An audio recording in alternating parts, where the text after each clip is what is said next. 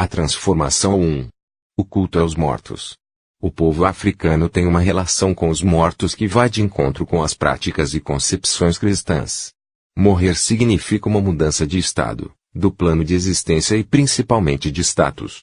Os mortos, principalmente os ancestrais genealógicos, são objeto de culto e veneração e, através de rituais mortuários específicos, são trazidos de volta a esse mundo para corroborarem com nossos atos e nossa consciência. Os mortos, chamados pelos bantus de macungus e pelos chorubás de eguns, são espíritos que possuem consciência até serem levados às correntes naturais, onde perderão suas identidades e passarão a fazer parte de outra classe de espírito ou serem assentados para conduzir determinadas expressões religiosas. Até que cheguem a esse ponto evolutivo, podem interferir na vida dos sucessores. Como a religiosidade africana é muito rica e detalhada e não é esse o foco dessa obra, nos restringiremos apenas às informações necessárias para a formação de nossa corrente. Os Exus cultuados na Quimbanda, salvo os tronos, são espíritos que tiveram diversas passagens materiais. Portanto, o culto dos mortos da Quimbanda é fruto dessa herança negrosófica africana somada às práticas magísticas, religiosas indígenas europeias.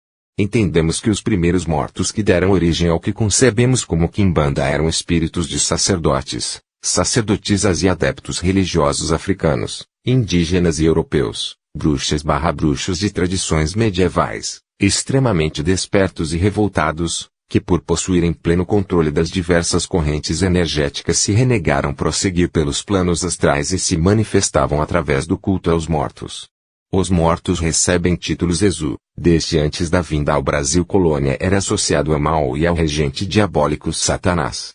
De forma mais ampla, o culto africano era visto como bruxaria e feitiçaria maligna pelos colonizadores europeus. A princípio, os cultos afros eram realizados de forma bem oculta, pois se dessa maneira não o fosse, os africanos receberiam duras sanções. Os locais de culto eram mata adentro, sempre guardados pelos votos de silêncio dos adeptos e pela discrição daqueles que os procuravam. Inevitavelmente, em alguns locais, os espíritos se comunicavam através da posse, ou melhor, da incorporação. A porta espiritual aberta aos mortos dava vazão tanto aos atrelados à falsa luz quanto aos obscurecidos.